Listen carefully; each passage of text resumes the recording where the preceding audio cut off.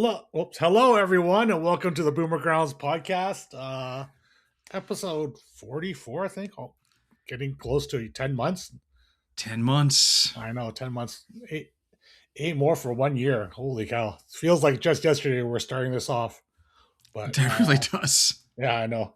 A lot to talk about. A lot about Clavicular, but first, let's get into what you've been up to. What have you been up to gaming wise, there, Mr. Moon?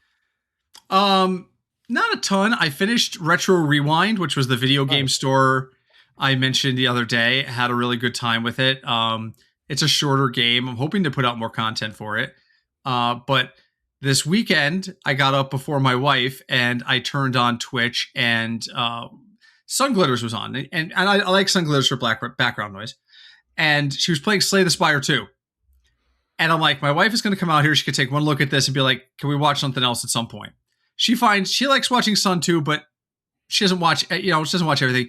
5 minutes after she comes out, she's like, what is this game? Slay the Spire 2. Do you play this? And I'm like, yeah. Played it a bit. She's like, I like this. Can I try this? And I'm like, yeah, go ahead. We have Steam family sharing, so you can access the games in my account. Fast forward to tonight, she is sitting out there and she is playing Slay the Spire 2. She's already learned how to play a character that I haven't figured out. And I'm like, I may never be able to play my game again. So Slay the Spire 2 has been going on in my household a lot. But other than that, just a couple of background games. There's some interesting stuff that's slated for the beginning of April. Nothing I can think of off the top of my head, but there was a couple titles. And Marvel just released, I think it's called the Maximum Collection, which is all the like old 90s arcade games that they put out, like the X-Men arcade game that was like 5 screens wide and 6 players could play at once, and Captain America and the Avengers, which was terribly pixelated and voice acted. So I'm probably going to want to pick that up and do some multiplayer with that. But that's about it. How about yourself? What's news? A lot of Magic still addicted. Qualified for the April tournament or the March tournament through playing standard. I think the man's back. He's like back. 180 or something. So I get to play in the qualifier. It's like a qualifier for like a qualifier or something. But at least we're qualified for that. Been drafting a lot of turtles. Turtles is pretty fun to draft. The shuffler frustrates me to no end. Oh my god. Like, Okay. I know there's like a lot of randomization. Like, you just either get, it feels like you get like mana screwed or mana flooded like every other game. And it is very frustrating. Like, I understand variance, it's like the same people. I sound like the same people that complain like online poker is rigged because they get bad beats, but they just don't realize because they're playing so many more. You just play so much more volume, so many more hands, so you see it more often, right? But like, it just feels like every other game is like you're flooded or screwed. And it's just very frustrating. I'm just like, this shuffler fucking sucks. But the new set comes out, I think in a week or so. I'm trying to figure out who to contact to get into the early access. I might actually have to go and delve into my my personal contacts and start bugging people that are actually like higher ups now at Wizard of the Coast just to find out who I'm supposed to talk to. I'm like messaging my friend who's like it's like a VP at Wizards, and like, who do I talk to about getting into it? I'm like, I know this is totally not in your wheelhouse anymore because you're a VP now there, or you're like, head of game design or something. And I'm like, but do you happen to know who I can contact? I decided Terry's to put out connected. I want, because like a lot of people that are higher up in Wizards now were used to be Magic players, and they all got hired by Wizards to work on game design. And that was like 20, 30 years ago now, and they all like moved up the ladder, or they moved to other games. So I know a lot of people that were like higher ups now. So I was just like, but I was like, do I reach out to them? It seems like totally not their purview. So I put out a tweet first, like, I'm a Twitch partner. I've been streaming Magic the last 2 months. I'm like, who do I talk to about getting into the early access? Because I know the early access, like pretty much every person that I see on the Magic screen is participating. So want to be able to do that. So hopefully that happens. Cool. That's about it. A lot of magic drafting, a lot of me swearing at this at the screen, going, "Come on, give me a goddamn land," which never happens in battlegrounds. I don't know why. The randomness just frustrates me so much more because I don't like having games where I just like don't get to like play the game, right? Like Right. I just can't play the game at all. Like if I draw like 3 land and 12 spells, I just can't cast all my spell. I'm like, I don't get to play the game, and that's Right. frustrating, right? So that's been a lot of it for me, just like So screaming at it. so let me ask you a follow-up question. Sure. Reset is coming for Battlegrounds in a couple of weeks. Are Yeah. you going to go back to Battlegrounds when the reset happens, or are we going to I'm continue binging Magic? probably gonna go back to Battlegrounds. It happens to come at what would be a really good time because like the new set comes out in Magic in a week. I'll have enough time to like get it out of my system, and then I'm like, okay, get back to Battlegrounds. It's fresh again. We'll see how interesting it is. If it gets really boring again, then maybe I Right bounce back to between the two. Magic. Yeah, I mean, or I can Why just bounce not? between the two, right? But yeah, I mean, playing Battlegrounds is much cheaper than playing Magic. That is true. I mean, that's undeniable. That's Yeah. undeniable. So yeah, I've been enjoying my time in general, besides the random raging. But I mean, it's fun. It's also nice and different. So Yes. yeah. Yes. All right. Changing up is good once in a while. Yeah, let's get into the topics of the week. The main topic being Clavicular, who decided to live stream himself shooting off a full mag on his pistol into an alligator in the state of Florida. This man is not very smart. Like, holy shit, how dumb do you have to be to sit there and just like unload a full mag onto an alligator live on stream? You're fucking committing a crime, like murdering this animal, and just like, oh, what could possibly happen? Let's just on stream. I like when I read this, I was like, how fucking dumb are you to think this is okay? Well, you got to remember who you're dealing with. You're dealing Yeah, with guys in the manosphere. yeah, These guys who have this very old-fashioned 1950s view of what it means to be masculine. I imagine like guys in like nice trousers but with no shirts and like huge mustaches going like this around each other in a circle and yeah, using terms like bully. This is a bully day. Are you having a bully day? Things like that. That's how these guys sometimes. So for them, this is like machoism, right? Let's go shoot some fucking gators, man. Yeah, let's go. Okay. There's not a lot of thought in it. So nothing they do shocks me anymore. But it is so stupid. And we've said this before on this cast. Whether it's assaulting someone, stealing steak from Target, recording and broadcasting your crimes is not a good idea. yeah. I mean, if you're dumb enough to actually want to go do this shit, which is you have to be pretty dumb to do. Like, don't stream it. Like, why the hell would you be dumb enough to stream it? So, right. So he actually got banned. The repercussions were banned by Okay, Kick, like immediately banned. Like they took him down like real fast. good. He was arrested. He's facing felony charges now with up to 5 years of 5 years in prison. Like the Florida governor or whoever even came out and was like, yeah, we take these matters seriously. If you're gonna harm our wildlife, you're gonna be charged.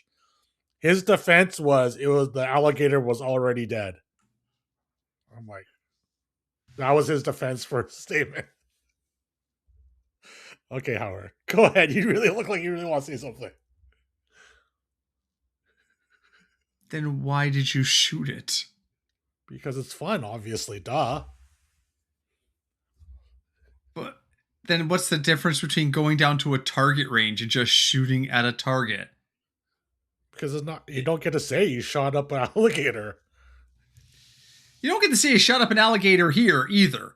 Because if the alligator's already dead, it's a corpse. It's no longer Yeah, an alligator. It might be an alligator corpse, but you didn't shoot an alligator. You shot a corpse. yeah, but So, you just leave the corpse part out of it when you retell the story. but you can listen. These guys make up stories all the time because they think that's what impresses women. So, the whole thing is stupid. Good luck with that defense, bro. Good luck. I mean, supposedly, what I briefly read when I was like looking at it on Twitter and stuff is that if it actually was a dead alligator already, I don't know how they're going to go determine it. They're going to go out to the swamp and like find this particular alligator that's like has like 10 bullet holes in it and see what the Right. consequence was. But supposedly, if it was a already dead alligator, they may not be charged, which is So this stupid. is this becomes like a forensic case, right? They Yeah, they go and try to recover bullets to find out which alligator he shot. Now they're doing time of death shit on it, and what actually caused this alligator to die. Uh, it's going to be like an episode of CSI. it's gonna be like an episode of CSI. My wife loves. There was an old show, I think it was on Court TV, called Forensic Files, Yeah. where they would do this. They would do this, and they would explain how they match like bullets fired to guns and things like that. And that's all I can think of is now we're going to have a Forensics Files episode on Clavicular and the alligator. So I don't know. It seems very stupid. I'm not a fan of his genre or his approach in general. So this just makes me just feel more confident about him in the manosphere in general. So I mean, I can't believe there's people that actually want to watch this. It right, seems so stupid to me. right. Yeah, so like, Like we talk about all the stupid content that has come and gone. Like, remember when hot tub streams were everything? oh Every god, girl that looked good in the bikini was doing a hot tub stream and things like that. I've And done then a I've done a hot tub you, stream. Terry, you did a very very good hot tub stream. Um, I mean, it's just amazing the weird stuff that people will do for content.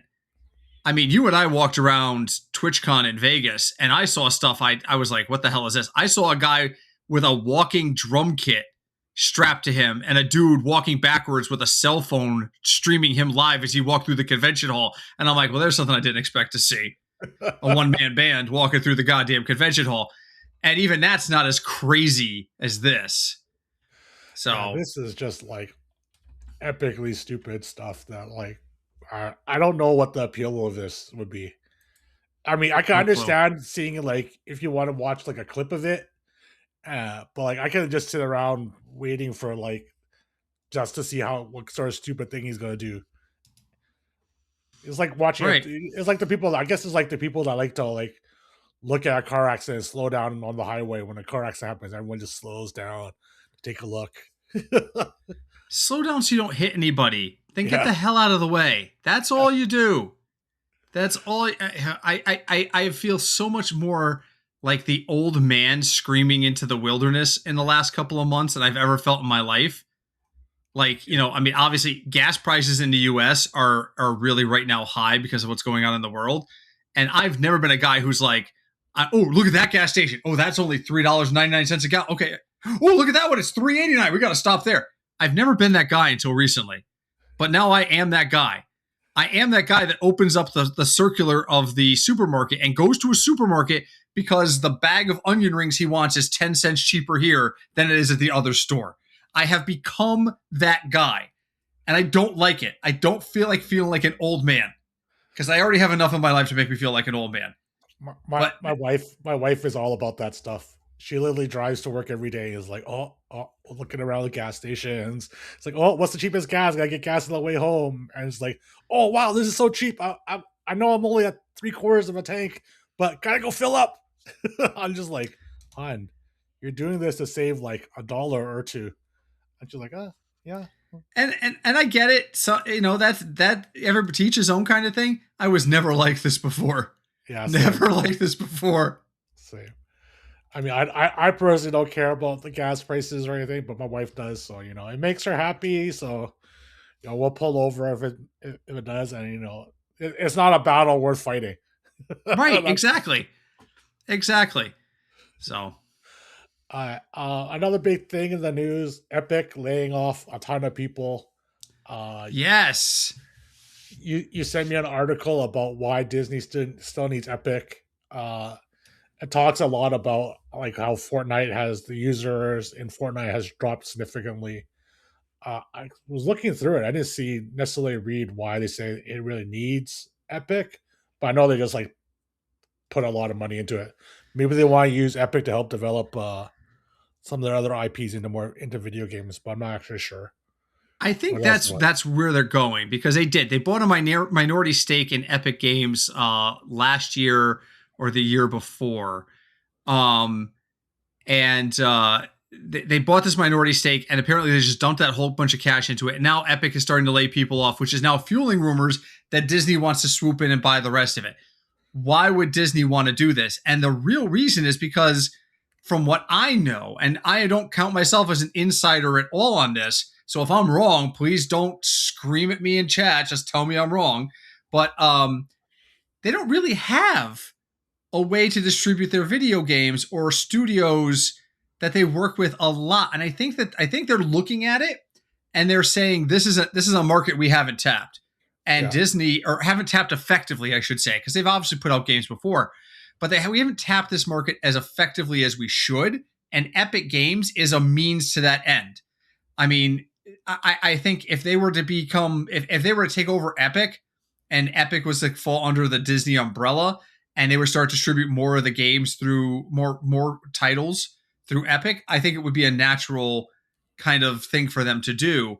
Um, I mean, and Disney has never been one to shy away. Their whole thing has been market reach, right? It yeah. was movies, it was cartoons, then it was television. In the 80s, it was starting the Disney Channel. They've always been Disney Cruise Lines. They're always looking for how the brand grows.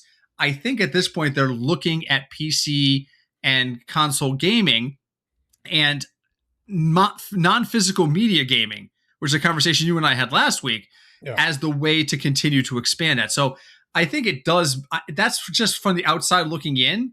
I think they think that Epic Games is a means to an end, and instead of developing it from the ground up, here's a partner who's desperate for cash. Why not just leverage that into more distribution for your stuff?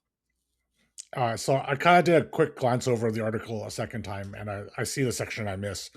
Supposedly, Okay. they use Epic's Unreal Engine to help make shows like Mandalorian and part of their theme park attractions. So I I think, did not know they were using Unreal. That's very interesting. yeah. I So missed that as suppose, well. yeah. So there's only literally like one paragraph in this whole thing about it, but it talks about how they used Unreal for like the Millennium Falcon Smugglers Run ride and like attractions at Galaxy Edge and Disneyland and Disney World. So it makes more Wow. that part makes a lot more sense that they use Unreal to produce like Mandalorian and all those attractions. So it actually makes them keeping Epic around and being a part of Epic makes a lot more sense on why Disney needs to keep them around. And we've got less than 2 months at this point for the Mandalorian movie. I cannot wait. Yeah. It releases on my birthday. Oh, really? Ooh, Guess, so yeah, I always take time off around my birthday. Guess where I will be at like Friday on the 22nd of May at like 10:30 a.m. It will be me, four retirees, and a handful of kids all sitting watching the movie in IMAX. the kids will have to go to school though. 10:30 a.m. Maybe the It'll 4 be o'clock me. showing. It'll be me and a handful of retirees. Another thing that came out from the Epic layoffs, I forgot to include it in our document. Supposedly, Okay. they laid off an employee that had terminal brain cancer. Oh, So the obviously, internet was up in arms about this. Supposedly Epic was aware, or the people that work with him were all aware that he had terminal brain cancer, and now the family is like struggling. One, because they lose their insurance from Epic, right. and as well as the loss of wages that he's receiving. The family talked about having to go start a GoFundMe and all this sort of stuff.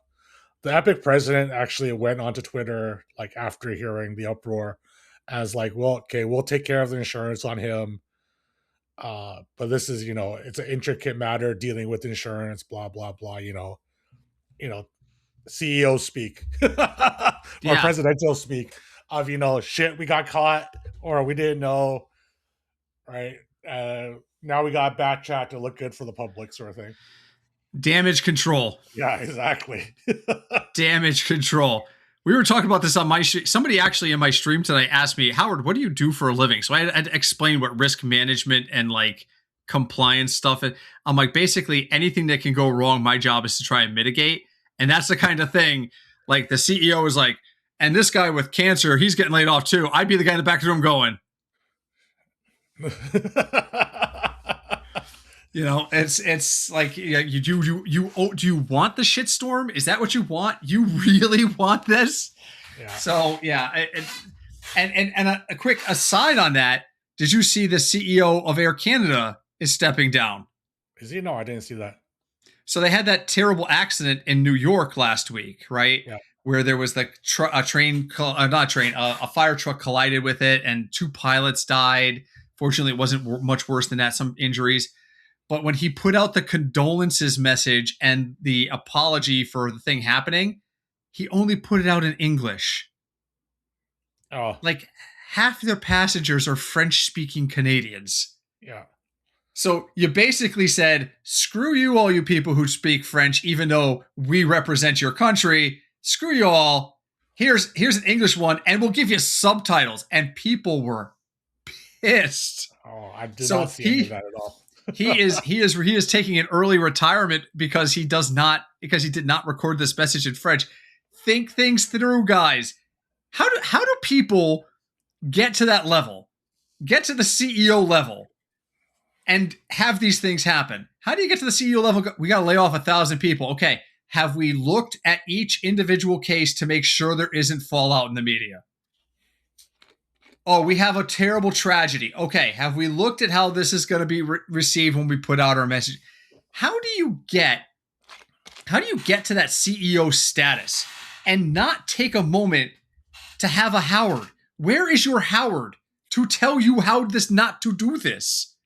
I mean, a lot of the CEOs probably are not PR trained.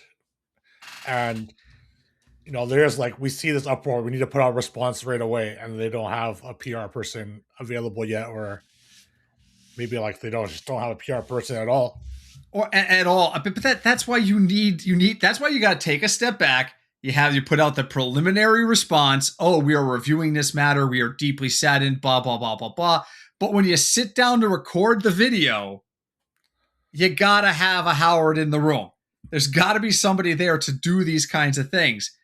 It blows my mind. It blows my mind because this is 90% of what I do. You take a bad situation and make it worse. That's why you need a Howard.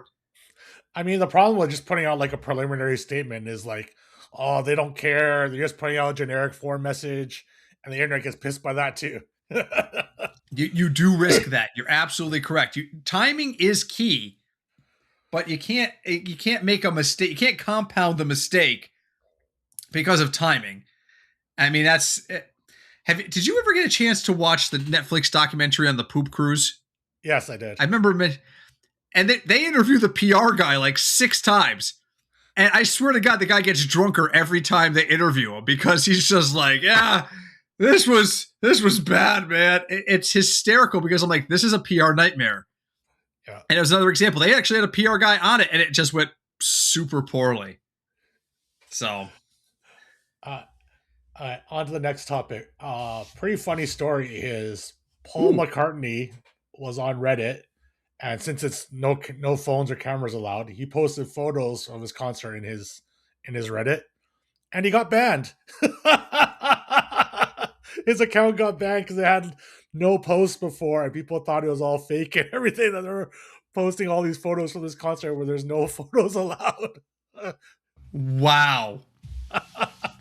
So Paul McCartney decides he just wants to share some of these things because this is an opportunity for him to control what goes out. Yeah. But because nothing ever goes out, Reddit assumes this is some sort of fake account and bans. That is wild. Because he's like, oh, let me share memories of the night. I'll put out all these photos that were available because you weren't allowed to have your phones during it, so you have memories and stuff. And it was his second post ever on Reddit, and they're just like, "We think this account's fake," and they banned his account.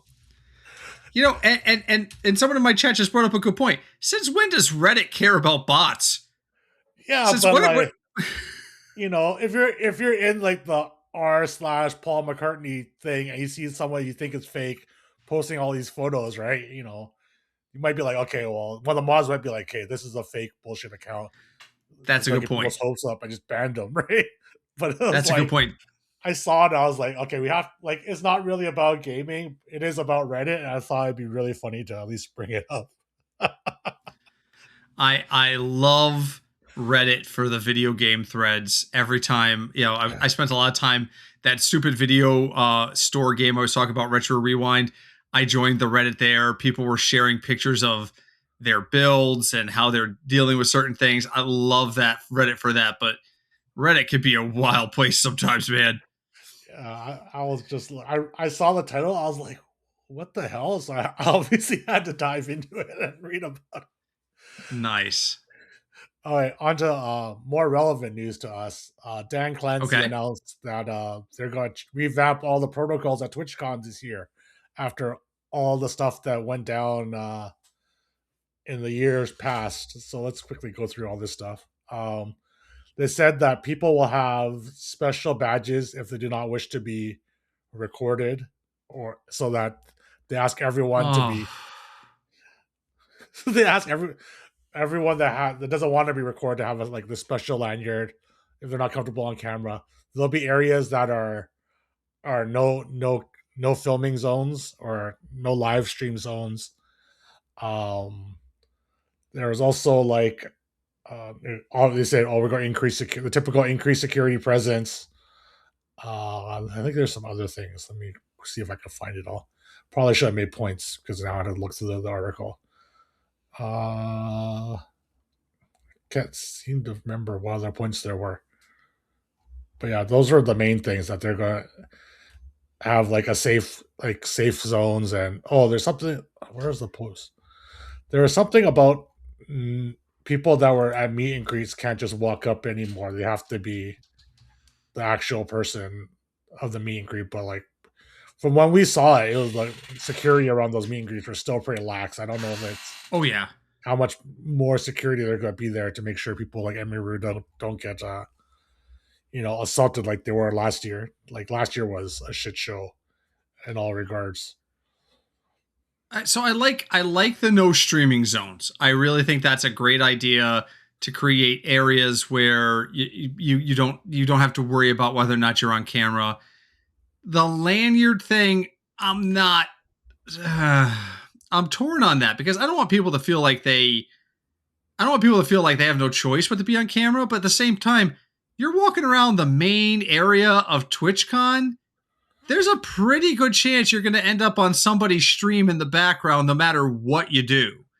So how are you policing that? And what is, if I'm live streaming and I decide to show, look at all the people in the exhibition hall, and I hold up my device and just do a quick panoramic view, I'm going to catch somebody in a no-shoot lanyard, right? It's Yeah, just going to happen because of the number of people there. So what? Am I going to have, is Twitch going to pull my VOD? Is Twitch going to suspend me? I mean, I just feel like you want to create reasonable things that are easily to police. That feels like impossible to police to me. yeah. So I think it's not so much that they don't want to be in the background. It's just like don't approach anyone that has these lanyards and stuff on them. That I like. Last Yeah, year, Thorlar went to TwitchCon Europe, yeah, and he had the selfie stick and was talking and walking around, and if nobody was in the way, he would show things they were seeing. But people were coming up and saying, "Hi, Thorlar," and his immediate response was like, "Hey, are you okay being on camera?" yeah, And you'd hear, "Yeah," and then he would be like, "Hey, I'm here to tell me about," and you would do like little quick interviews. What brings you to TwitchCon? Blah, blah, blah, little. But he always asked, at least this way, somebody walking by, if they're wearing this lanyard, he can yeah, just say hello and let them just go their merry way and not put them in a difficult position. I like that. yeah, As long as they're not going to go crazy with it and say Terry accidentally got somebody in his stream walking in the background 40 meters back from where he is, but I can see that lanyard on that person's chest. And so we're going to ban him for 3 days. And as long as we're not going to do something like that, I'm fine with it. But they Yeah, have to do something, right? Last year was so bad. last year was really bad. Yeah, I think it's just the approach. It's just so that to let other people know, don't come approach me. If you're one of the people that are like walking around with your selfie stick coming to talk to people, because there's a lot of that going around during TwitchCon, Yes. Oh right? So yeah. We saw it left and right. I saw I and I'll tell you the year again. It's 2023, so it's been almost 3 years since we were at TwitchCon. But when we were there, you could tell the higher profile streamers without getting anywhere near them because they had a gaggle of people around them, and they had 2 or 3 really large humans in black t-shirts flanking them. And okay, so that's a person that's moving with security. That's how you could tell a big streamer is moving through the crowd. But even then, when I see that, I just get the hell out the way. I don't need to be in that scrum. yeah. But I mean, you want to keep the intimacy of getting up close and personal with streamers you like to watch and admire, but the safety issue is something different. I mean, the panels is another thing. There's like nothing that year. There was nothing between the panelists and an individual in the crowd. If somebody wanted to like rush a stage, not the big stage like the theater stage, but like the panel stages where like you're in a meeting breakout room, there was nothing to stop that kind of thing. God willing, that's something I don't have to worry about. But they definitely need to take some steps because there are some folks out there that just aren't well. I mean, even on the big theater stage when we were there, like for like the opening, there wasn't really that much security around. If I None. wanted to just like charge the stage and take out Dan Clancy, it would have been like really easy. There's like one security guard on like the stairwell on each side. If I just Yep. want to like go and jump on the middle, I mean, they're not Yep. gonna get to me in time. Well, you just have Howard. Have Howard run interference. They see my crazy form going, Dan, I love you, and running as fast as I can. They're going to tackle me while I'm on the ground. You could just stroll right up there and do whatever you want. Yeah, So again, one security guard per stairway. I mean, it's just I love the event. I would love to go back to it some year, but I would not feel good about it in the current security environment that they have there. So I hope that they really do something. Has Emiru said anything about this? Because she was the one who was really the target of a lot of scrutiny last year. Is she going to go back to TwitchCon this year? I mean, I know it's pretty early for the US announcements, but I haven't seen her say anything about this. yeah. I know in the past that like QT Cinderella and a few others were saying it wasn't very safe to go to TwitchCon, which is why they weren't going. But I don't know if anyone else has made any announcements about it yet. It's still pretty early. It's not till June or something, right? So it's still a few months before it actually We occurs. have we 2 months. have Europe in June, and then is it US is in the fall still? No, this looks like I'm not sure. I know the Uh, Europe tickets just went on sale last week because uh, Twitch sent me 7 emails asking if I wanted to go to like Amsterdam or some shit. And I'm like, have you seen the airport lines in the US right now? No. I don't want to go anywhere near an airport right e- now. everyone trying to flee America right now. Apparently and again, fuel prices are up. Was it Southwest? No, JetBlue announced that they're increasing baggage prices like by like $5 a bag, and they're saying, oh, it's because jet fuel is more expensive. Okay, so all the more reason I don't want to fly. You know me, I don't want to fly normally. I hate flying. My wife had to drug me to get me to Vegas. So Yeah, I don't think I have any desire to go back to TwitchCon unless it's in Vegas. Like it being in San Diego seems so much less attractive of a destination than being in Vegas. have you ever been to San Diego? I have been to San Diego. It's very nice. Okay. Okay. I, Just I I've been just to making sure it's a knock it till you try it kind of no, situation. I went to San Diego multiple times during my Magic career. It's a very nice town. Ah, It's a very laid back city. It's a fun place to like if I want to go with the family and relax for a week. I mean, San Diego is fine. Like the thing is, like San Diego, we to do activities there, everything is very spread out, right? yes. So, but like the good thing about Vegas is that if you go with a group like we went, Mm-hmm. everyone's just within a few miles of each other, whatever you go do. So Yep. you're like, oh, let's go meet up for dinner in an hour or 30 minutes, or everyone's is able to meet up. If you're in San Diego, you're like, oh no, we went to SeaWorld, we're an hour and a half north, or we went to the zoo, we're like in the middle of the city or something, and it's just not as convenient for everyone to just kind of reconvene somewhere for a meal, like just because you're traveling all over the place. So It's been over 20 years since I was out in California, so yeah, it's been quite a while. But I remember being a young man, and my family was very excited to go to Tijuana. They could not oh, wait to cross the border to Mexico, and I'm like, what the hell is in Tijuana? And like, oh, wait to. I just remember when my uncle was like, "You are never more than 3 feet from me," and I'm like, okay. He's like, seriously, if you can't see me, you're in trouble. And I'm like, okay. I had no idea, like the crime that was present just over the border, and the I don't know how much of it was true or not, but he basically treated like if I got out of eyesight for a minute, I would be abducted and end up playing highlight the rest of my life. So I didn't find Tijuana to be very exciting. I went across the border with my wife to Tijuana. I'm just like, it was a not lot of excited. shopping. It was just like a lot Yeah, of cheap shops, and yeah. that was it. But I mean, they made it sound like it was like the greatest destination of all time. I think I bought one thing. So, I mean, there's a lot of pharmaceuticals. You can get like cheap drugs and all that sort of stuff if that's what you're oh looking for, yeah, like yeah. Not prescription not that I would drugs. know that.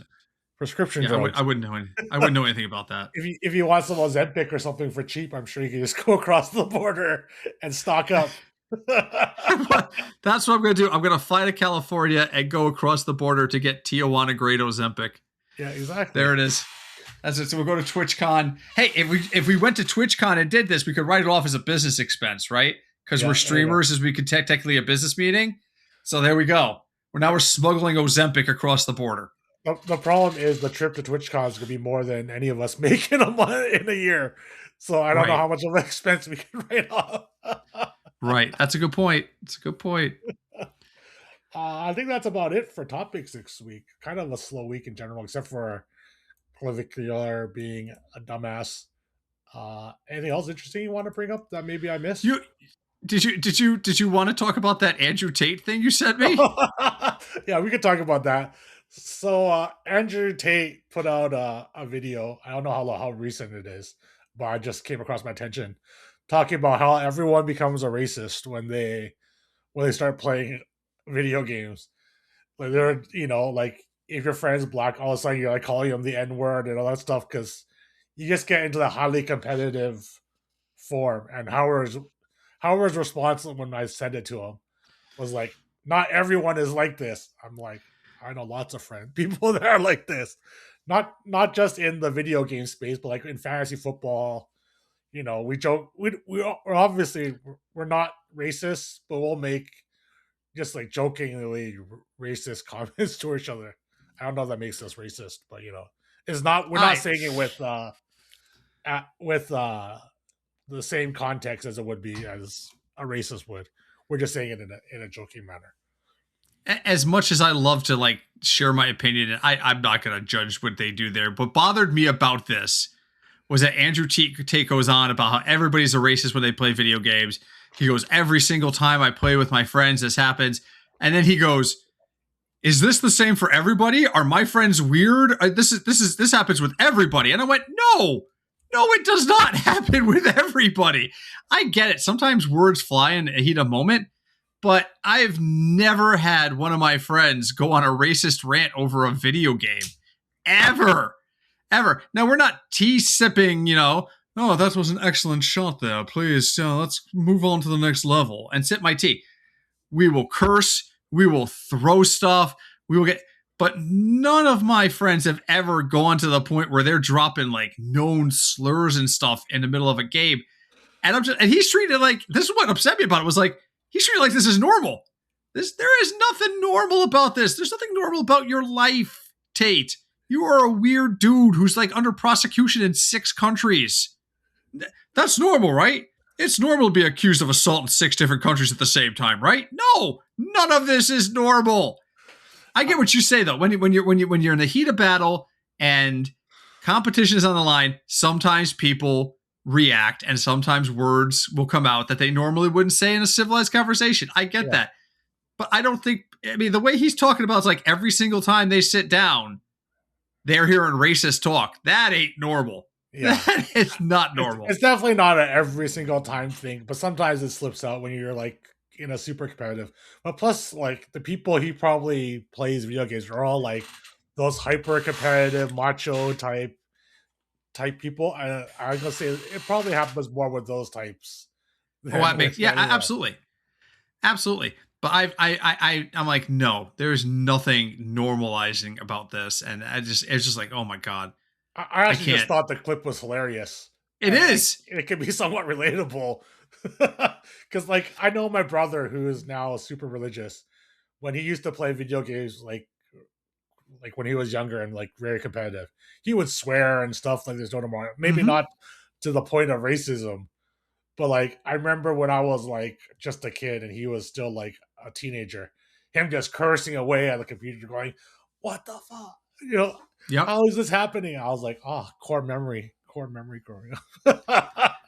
I can understand that. I can sympathize that. I was a controller thrower.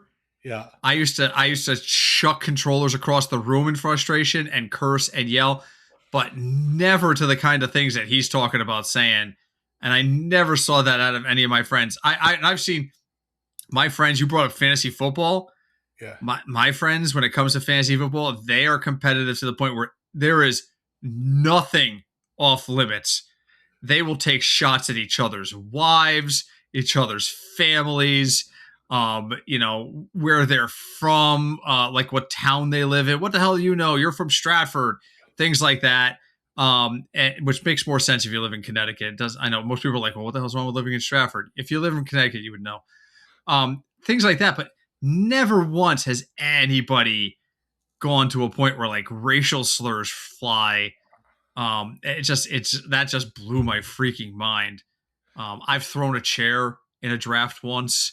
Um, I literally threw a chair across the room.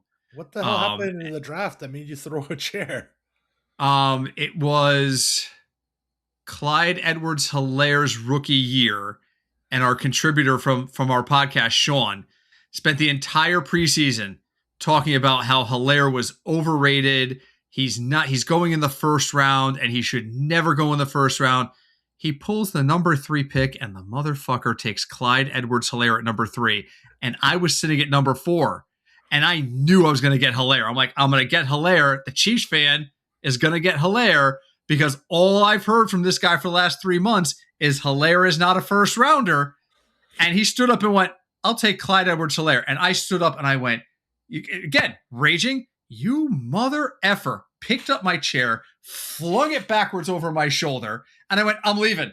I'm leaving. I'm leaving. You're a liar. You spent 3 months and the entire room was just like, I think Howard's gonna need like a sedative or something. Has anybody got like some like Xanax or something? I was like, he was like, what? He's the best available. I'm like, you told me there was 90 guys better than him, and you took him at 3. And he was just like, what? What? I didn't mislead you. I was like, you son of a bitch. That was the angriest I've ever been in a football draft, just because when I say we had multiple episodes of our podcast arguing about Clyde Edwards-Hilaire, and me saying I think he's going to be pretty good as a Chief. No, he's overrated. He's a 3rd rounder at best.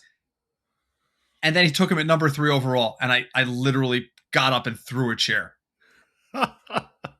It was brutal, Oh, but even then I didn't went to that guy's. I didn't use any racial slurs with that guy, and he has some background that I could have used racial slurs if I wanted to, and I didn't do it. So no, Andrew Tate, nothing about that is normal, and you really, really need to start thinking about some anger management, dude. You really do. oh, that's pretty funny. Yeah, I mean, I definitely know people that like throw mice and stuff when they were playing online poker and stuff. Oh yeah. All sorts Is of there stuff. any good? Are there any good Terry rage stories? No, What's the? I generally don't rage. The only time I rage was that one baseball league when I got kicked out of the league. Oh yeah, I remember that. It was a couple years ago, That was a couple years ago. I was so mad. I was so mad at the commissioner. Oh fuck! and that was a Again, raw deal. That wasn't your fault. yeah, the commissioner was being a jerk and overstepping his boundaries. But I was just like so frustrated. Like even now, I'm just thinking about it. Just like, oh, fuck. And But that's like, fair. When you're competitive, you're going to have those juices flowing at times. It's going to happen. But that doesn't mean it's okay to sit there and just completely dismantle all convention. So yeah. Okay. I think that's about it. It's actually a pretty short pod today. it's okay. It was a good conversation. It was a good conversation. Maybe we just end a little early this week. Maybe we should We'll actually have go Obo find. back next week, right? No, she said she's not going to be back next week because she has to help Huh. her. She's got to help her mom move into her That's place, right? right. So she's needed 2 weeks That's now. right. But Oh, maybe we go find a guest or have like guest interviews set up for times when these are slow. we I was could. thinking Have we about. heard? Have we heard from Bowers? Is Bowers doing all right? Yeah, I think she was still streaming. I think she's just still in the middle of her CrossFit journey. That's fun. That's fair. Nothing wrong with that. Yeah, Let's but I was thinking, prioritize self care. yeah, I was thinking maybe we should like just pre-record some interviews with people or something, and then we can just plug it in on weeks that are a little slow. But I don't know. That requires Not a bad idea. that See, requires you're the advanced one. You're the thought. one who's connected with guys at Wizards of the Coast, so I'll leave that to you. Yeah, I mean, I could definitely get some people from Wizards of the Coast. One of my actual friends has been going through that whole path. He put on a new podcast talking about game development, and he's been talking with a lot of the original people from like Wizards of the Coast and stuff. It's actually pretty interesting. Brings back a lot of memories of the good old days and how successful a lot of my friends that got into that genre have been. I'm like, damn it, that should have been me. I know I know a handful of tabletop developers in real life, but Yeah, I don't know how much our audience would enjoy that. So, yeah. and I will have a fresh report next week because Saturday is bingo day with Tiff. Oh So yeah, bingo I, day. I will have fresh tales of crazy old people at high stakes bingo when we record next week. If anything goes down, I'll try to get video Okay, because sounds good. All right. So let's call it here. Thanks everyone for watching the pod. Please make sure to like, subscribe, leave comments, do all the sort of things. Go check out our shorts. I put out a lot of shorts every week, at least one a day is the goal. So yeah, go yes. check all that out, and we will see you guys all soon. Thanks everyone for watching. Bye bye. Bye guys.